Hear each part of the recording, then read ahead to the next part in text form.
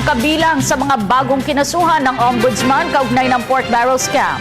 Samantala, naghain naman ang taga-usig ng mosyon sa Sandigan Bayan na humihiling na may freeze ang assets ni Senador Jinggoy Estrada. Ang ulat mula kay Dina Pagibita. Sa pagpapatuloy ng pag-uusad ng kaso ng Priority Development Assistance Fund o PDAF scam, nagsumite ng mosyon ng Office of the Ombudsman sa Sandigan Bayan 5th Division kaugnay ng pag-freeze sa mga ari-arian ni Senador Jinggoy Estrada na umunoy galing sa maanumalyang paggamit ng kanyang PDAF. Matatandaang sa pagharap ni whistleblower Ben Hurluy sa korte, sinabi nitong mula 2004 hanggang 2012 nakakuha si Estrada ng kickbacks, advance fees at suhol na nagkakahalaga ng aabot sa 183,793,750 pesos.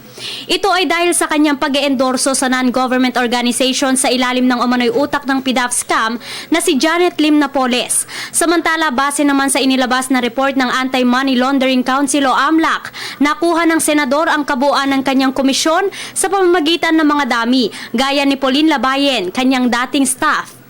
Mahalaga umano ang mosyong ito upang maprotektahan ang interes ng bayan at maiwasan ang posibleng paglilipat ng mga ari-arian ng senador sa ibang tao. Sakali kasing mailipat, magamit o maisara na ng senador ang kanya mga account, hindi na ito mahahabol sakaling mapatunayang nagkasala si Estrada. Nauna nang hiniling ng Ombudsman sa Sandigan Bayan noong nakaraang taon ang kaparehong mosyon laban naman kay Senador Bong Revilla Jr. na kapwa-akusado ni Estrada sa PDAF scam.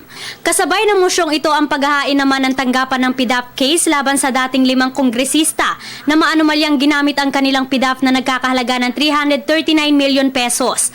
Kabilang dito sina Rizalina Lanyete ng Masbate, Samuel Dangwa ng Benguet, Rodolfo Plaza ng Agusan del Sur, Edgar Valdez at Constantino Haraula ng Cagayan de Oro. Para sa Telebisyon ng Bayan, ako si Dina Pagibitan.